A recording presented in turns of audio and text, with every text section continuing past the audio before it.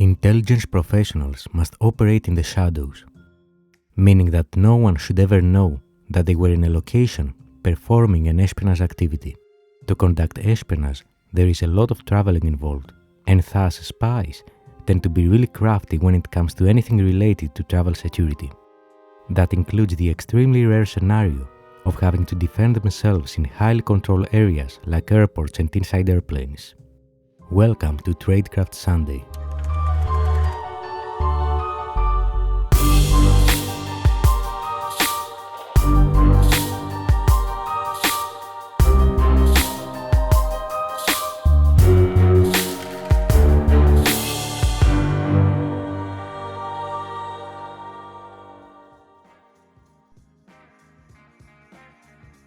There are many ways that spies and criminals have managed to bypass airport security controls over the years.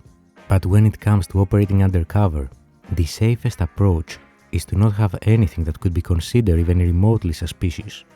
As such, spies have developed all sorts of clever tradecraft techniques to overcome this challenge. One such technique was demonstrated by a member from American Kinetics, a former CIA Special Activities Center and Global Response Staff operative. That is removing the seatbelt and using it as an improvised weapon, as a form of flail. First, the mace. Your seat belts are connected to the seat with a D-ring that hooks into a ring attached to the frame. Unhook that, slide one end down to the hook, wrap your hand around the strap, and now you've got a mace. That's because airplanes tend to be quite modular for maintenance and cost-saving purposes, and those can be easily attached and detached, as you can see in our video here too. Although there might be some airliners that this doesn't apply to, those will be the exception, not the rule. The same technique was also recently described by another elite operative from the United States, Dom Russo, who among others served in the elite US Navy Development Group Gold Squadron. Okay, so every plane's going to be a little bit different, but I would say 90% of the planes, and again, this is about repetition. It's about getting reps in. The next plane you go on and go down and look. Typically, it's a little, it's like a little carabiner. You know, it just unclips and it just comes right off. It's literally that simple.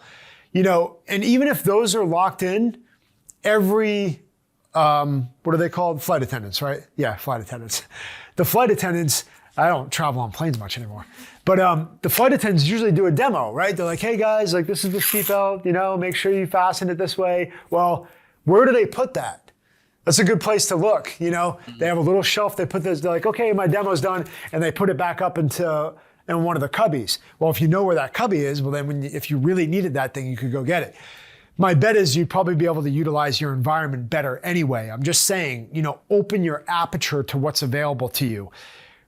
I think what we use is just as important as what we use for defense as well, to be able to grab a bag or something to close the distance. People take all kinds of stuff on the planes. You know, somebody with a cane, somebody with a walker that folds up, or somebody that has a bag that's really compact. I mean, all those are impact weapons, every single one of them.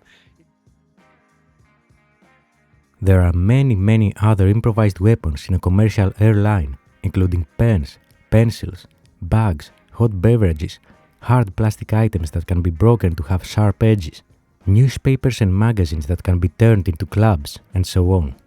But the seatbelt one is something that is not so widely known, and with some practice, it can turn into a deadly weapon that can be employed in a self-defense situation.